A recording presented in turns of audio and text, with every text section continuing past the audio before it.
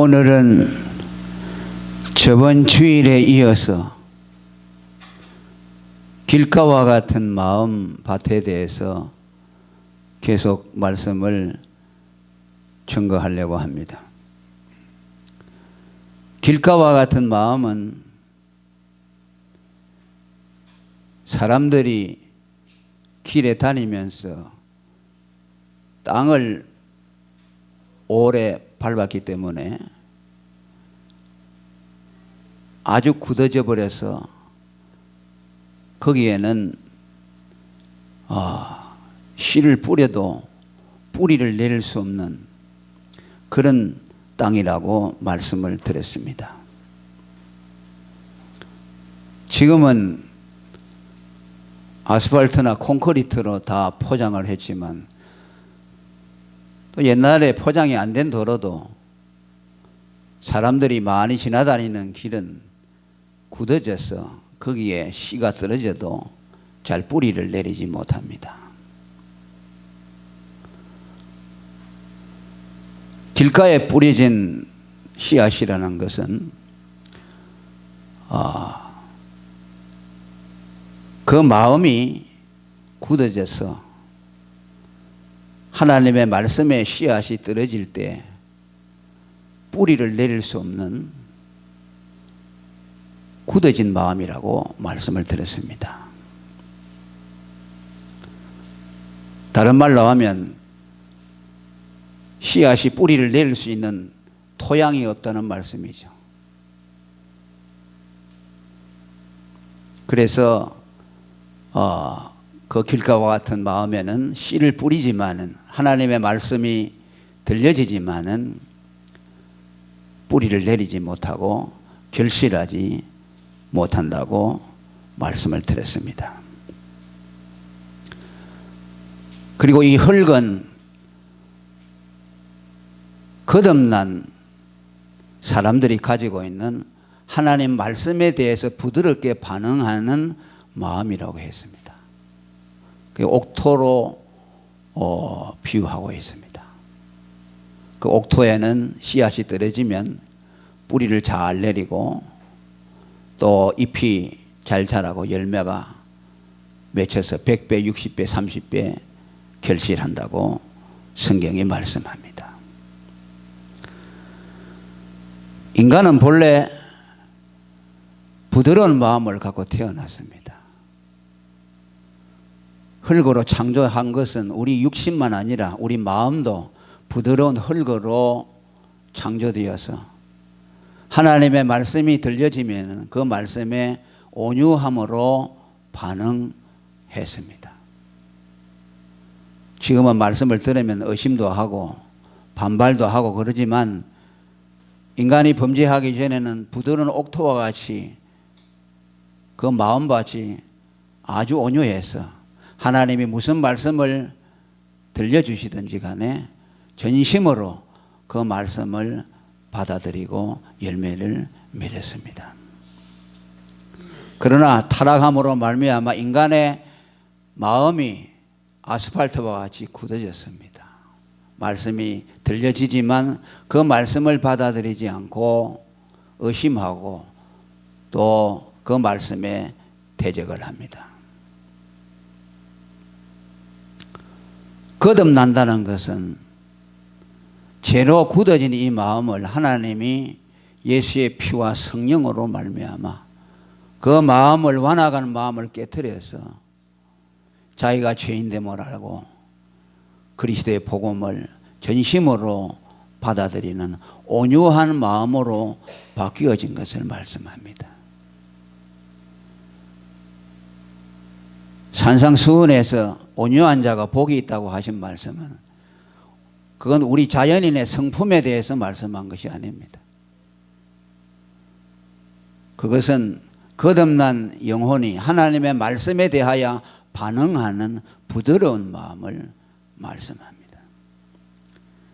야고보서 1장 21절에 마음에 심긴 돌을 온유함으로 받아들이는 태도를 말씀합니다.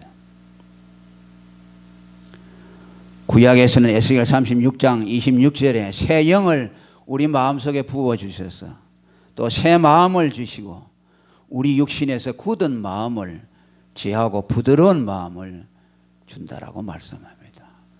성령이 오시고 그리스도의 피가 뿌려지는 그 심령에는 그런 놀라운 변화가 일어나게 된다는 겁니다.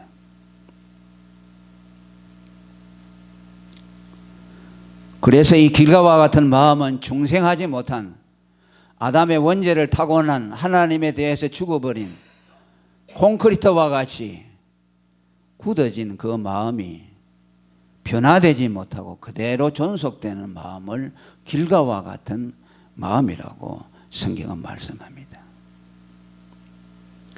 그런 콘크리트와 같은 마음에 하나님의 말씀이 떨어져 보았다. 절대로 뿌리를 내릴 수 없습니다. 자, 여러분 저 콘크리트 바닥에 씨앗을 뿌려보세요. 뿌리를 내릴 수 없죠. 새가 와서 참새가 와서 바로 주워 먹어버리죠. 아니면 해가 나서 타서 말라져 버립니다.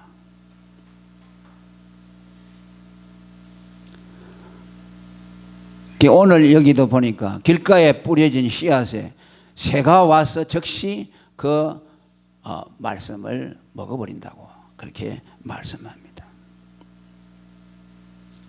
흙이라는 것은 씨를 받아서 생명작용을 이루는 거죠. 씨앗이 흙에 떨어지면 흙과 씨앗이 생명작용을 일으켜서 생명의 역사가 일어납니다. 그러나 굳어진 땅에는 생명의 역사가 일어나지 않고 그 길은 길대로 씨는 씨대로 따로 노는 겁니다. 둘이 아무런 관계를 맺을 수가 없어요. 하나님 앞에 중생하지 못한 사람들의 마음을 말합니다. 그들에게 하나님의 말씀이 아무리 들려져도 그 말씀과 그 자신과 아무 관계를 맺지 못합니다.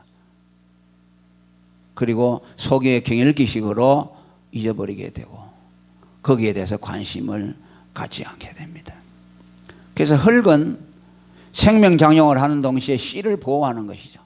흙이 씨를 감싸서 덮으니 새가 와서 찾지 못하죠. 흙 속에 들어가 있기 때문에.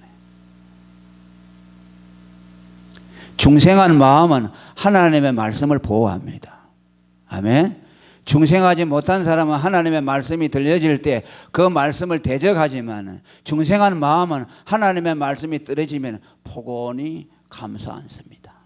그 말씀을 믿으려고 하고 그 말씀을 사랑하려고 하고 그 말씀을 지키려고 노력을 합니다.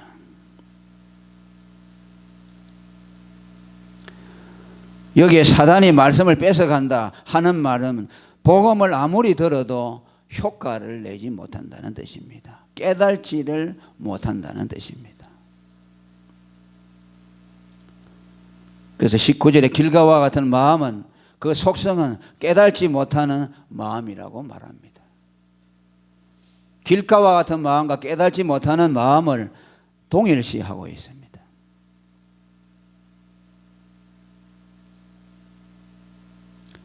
씨가 흙에 뿌리를 내리는 것과 깨달는 것과 연결지어 있습니다.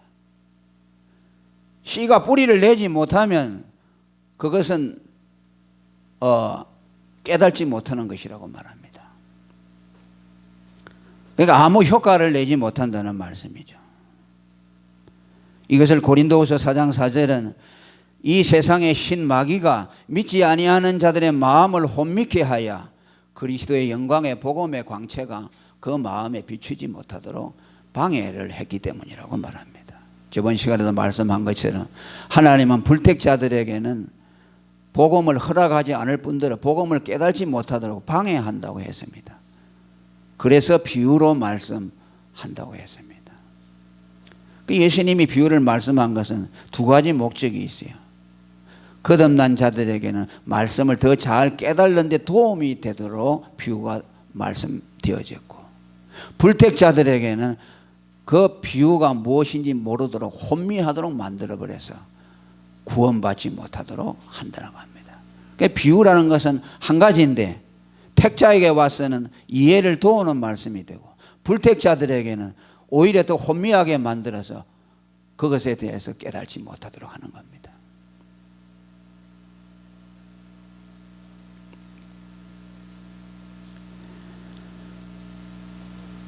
흙이 씨앗에 반응한다는 것은 중생한 영혼이 하나님의 말씀에 씨앗이 떨어질 때에 반응하는 것과 상관지어서 말씀한 겁니다.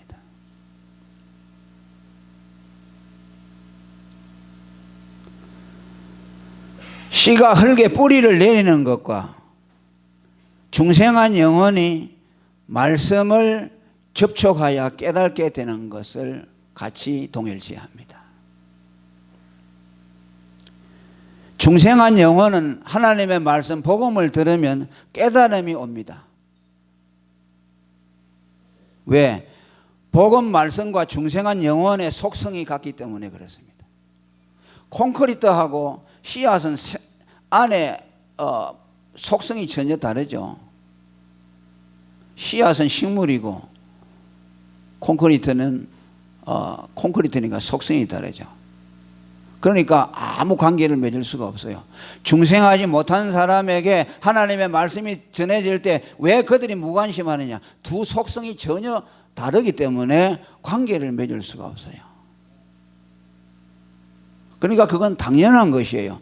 왜 말씀을 못 깨닫느냐, 못 믿느냐고 아무리 다그쳐도 그 사람에게는 전혀 불가능한 일입니다. 그 복음을 깨달을 수 있는 속성이 그 안에 없어요. 제가 늘 말하지만 복음을 들을 때 언제나 낯설게 느껴지고 지루하게 느껴지는 것은 복음을 이해할 만한 속성이 그 안에 없기 때문에 그래요. 그러나 중생한 사람은 복음이 들려질 때에 그 복음에 기쁘게 반응합니다. 왜? 그 복음과 중생한 영혼의 속성이 동질이기 때문에 그렇습니다. 베드로전서 1장 23절에 너희가 거듭난 것이 살아있고 항상 있는 말씀으로 됐다고 말합니다. 말씀과 거듭난 속성이 같아요. 말씀으로 거듭났고 말씀으로 거듭난 그 영혼이 말씀을 들을 때에 거기에 반드시 온유한 마음으로 반응할 수밖에 없는 것입니다. 그래서 예수님이 내 죄를 위해서 죽으셨다는 복음을 들을 때에 그 말씀이 나와 관계 있는 말씀으로 받아들여집니다. 어떤 선교사가 아프리카에 가서 전도를 하는데 그는 신학교에서 배운 그대로 사람들에게 복음을 전하려면 말씀을 전하려면 하나님의 말씀을 잘 알아야 되기 때문에 창세기부터 계시록까지 다 이렇게 하나님이 태초에 인간을 창조했고 선악과를 따먹고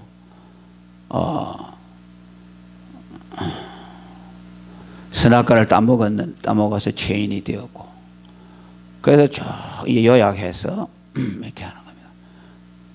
그런데 그렇게 복음을 전하니까 아무도 믿지를 않는다는 거예요.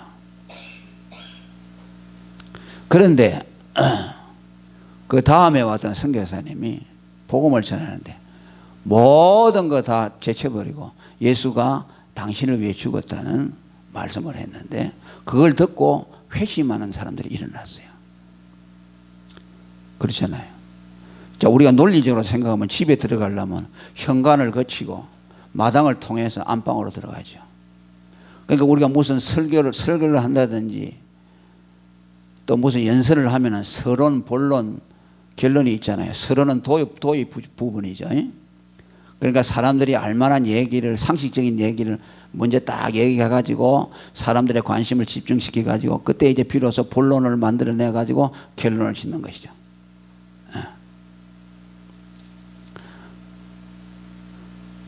그런데 그걸 다 생략해버리는 거예요. 그러니까 그 앞에 선교사는 그 설교학에서 배운 그대로 한 거예요. 제 사람은 예수 복음을 바로 전하면 못 알아들으니까 하나님이 천지를 창조했고 죄로 지어서 인간이 죽었고 이렇게 예수님이 버렸고 이렇게 하면 잘 믿을 것이라고 생각하죠. 인간 생각이죠.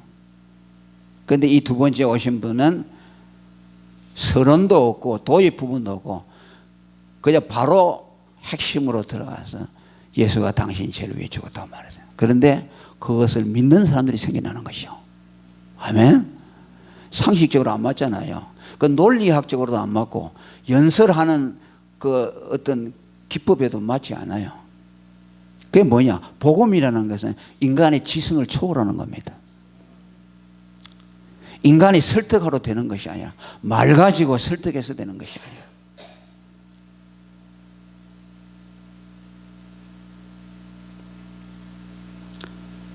그 말씀을 듣는 사람이 예수가 그를 위해 죽으셨고 하나님이 그리스도 안에서 그를 택해 주었다면 예수의 죽음이 그 사람과 관련이 되어 있잖아요.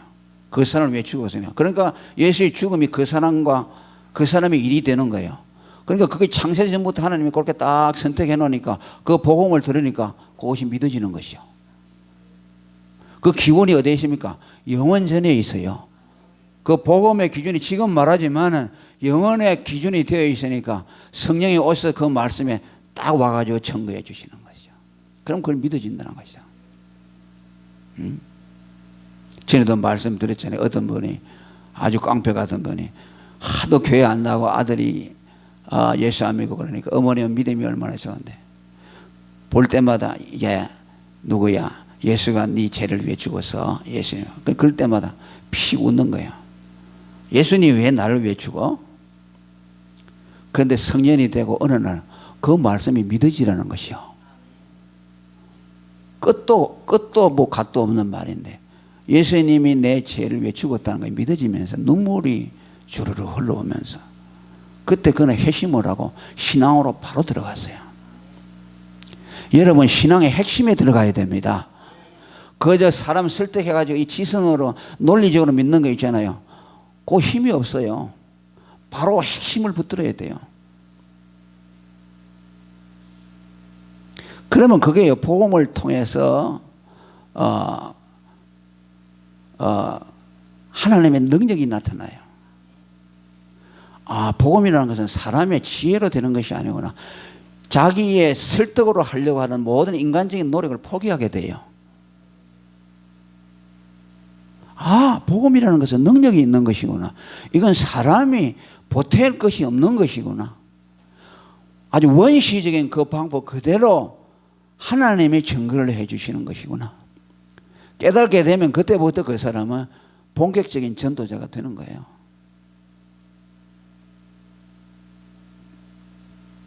왜 그런지 압니까? 복음의 씨앗과 중생한 영혼의 속성이 같기 때문에 그래요. 우리가 무엇으로 거듭났어요? 예수님의 복음으로 거듭났어요. 아멘. 그러니까 그 복음이 들려지니까 기쁜 거예요. 그랬구나. 예수님이 나를 위해 죽으셨구나. 마음이 기뻐지고 하나님 앞에 감사하는 마음이 생겨요. 하나님이 나를 이처럼 사랑하셨구나 라는 것을 알게 되고 그 순간에 그는 구원을 경험하게 되는 겁니다.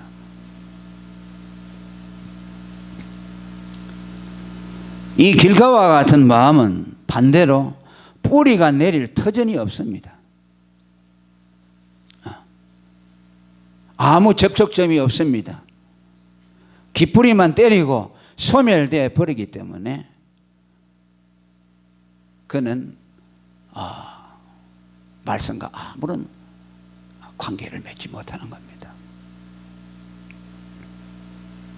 골로새 1장 6절에도 이 복음이 이미 너희에게 이르매 너희가 듣고 참으로 하나님의 은혜를 깨달은 날부터 너희 중에서와 같이 온 천하에서도 열매를 맺어 자라난다다. 열매 맺는 사람은 누가 열매를 맺느냐? 복음을 깨달은 사람만 열매를 맺습니다. 아멘. 종교인들에게는 열매가 없어요. 이 복음의 핵심에 들어간 사람이라야 주님을 위해서 살고자 하는 마음이 생겨나요. 여기 안 들어가면 전부 종교인입니다. 그저 자기 본의로 예수를 믿는 거죠. 왜? 그 안에 속성이 없기 때문에 복음을 들어도 그 복음에 감동할 수가 없어요. 생명의 역사가 일어나지 않아요.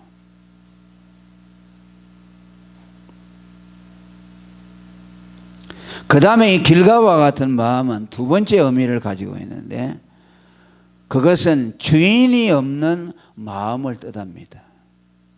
여러분이 아시다시피 길이라는 것은 공용으로 쓰는 겁니다. 개인의 사유지가 아닙니다. 그러니까 아무나 다니는 곳이죠. 그러니까 길가와 같은 마음이라는 말은 그 마음의 자기가 주인이 되지 못하고 다른 것에 의해서 주도되어지는 마음을 말씀합니다. 이것도 역시 중생이 이루어지지 아니하는 마음, 사단에 의해서 장악되어지고 세상의 모든 것들이 그의 마음을 주 무대로 삼아서 그의 생각과 마음을 지배하는 사람을 말씀합니다. 오늘 사람들이 마음을 자기가 주인이라고 생각하지만 사실상 마음은 자기가 주인이 될 수 없어요. 하나님만이 주인이 될 수가 있어요. 하나님이 주인이 되지 아니하는 마음은 사실상 주인이 없는 마음입니다. 인간의 마음은 자기가 주인이 될 수가 없어요.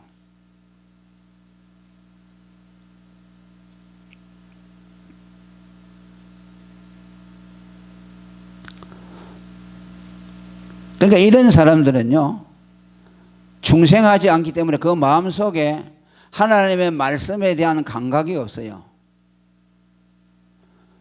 그렇기 때문에 아무 생각이든지 그 마음속에 다 집어넣습니다. 이것도 좋고 저것도 좋고. 왜? 그것을 받아들일 때 판단할 수 있는 기준이 없어요.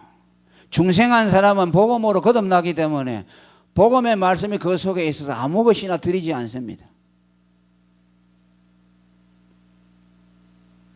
그러니까 그 마음이 별 것들이 다 들어죠. 뭐 때는 한때는 뭐 불교도 믿어보고 불교도 들어오고 뭐 불교도 괜찮고 힌두교도 괜찮고 기독교도 괜찮고 천주교도 괜찮고 그러면서 뭐라고 생각한 줄 압니까? 왜 사람들이 마음이 그렇게 좁아?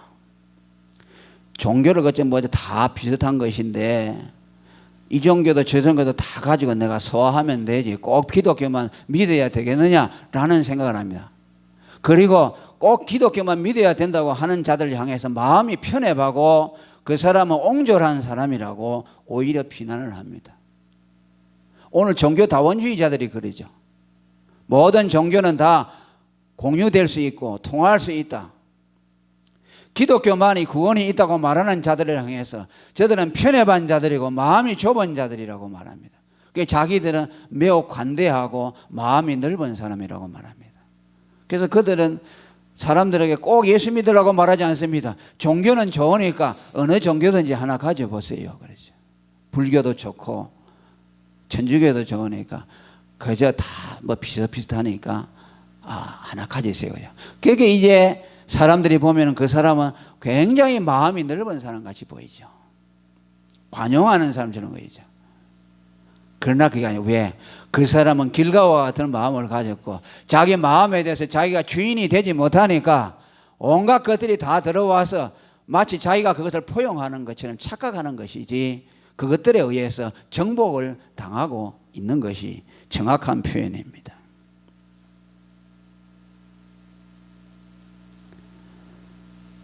교회를 다니는 사람들 중에도 그런 사람들이 있습니다. 하나님의 말씀을 바르게 가르치는 사람들을 향해서 꼭 뭐 저렇게 뭐 진리니 비진리니 따질 그 필요가 있느냐? 에? 그저 다 뭐 좋은 말이니까 듣고 믿으면 되지 이런 생각을 하고 있죠.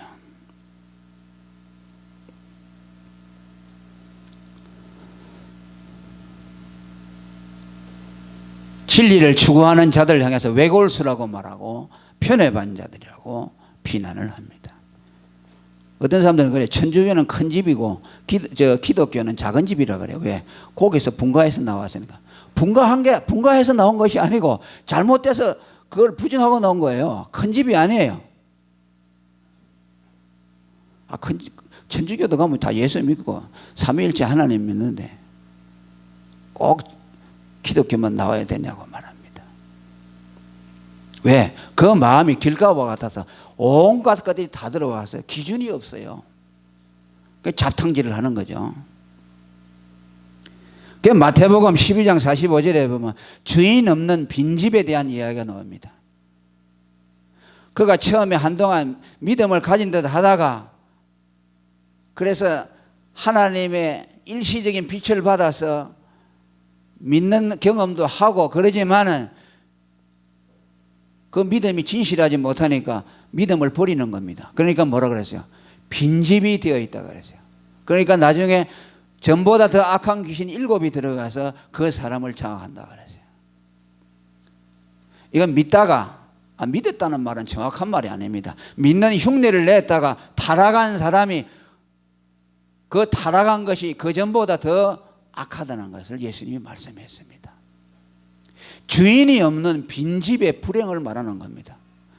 인간은 자기가 주인이 될 수 없다는 겁니다.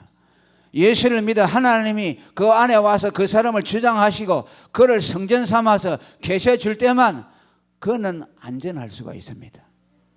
주인이 없어지는 순간에 온갖 것들이 들어와서 분탕질을 하게 되고 그의 영혼을 모든 것들의 종들이 되게 해서 비참한 종말을 맞이하게 됩니다. 거듭난 마음, 옥토와 같은 마음은 복음이 그 안에 있어서 분명한 기준을 가지고 있기 때문에 무엇이 들으려고 할 때 그걸 들어오지 못하도록 막습니다. 하나님의 설교를 들을 때도 저것은 하나님의 말씀에 어긋나는 것이니까 저 목사님은 설교를 잘못하는구나 라고 거기에 대해서 거부하는 마음을 가져야 돼요.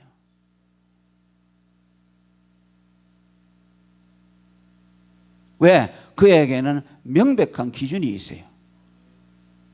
복음으로 거듭나서 복음의 생명이 그 사람 속에 있기 때문에 그 복음이, 그 말씀이 그 사람의 주인이 되어 있는 겁니다. 그렇기 때문에 그 주인이 용납할 수가 없어요.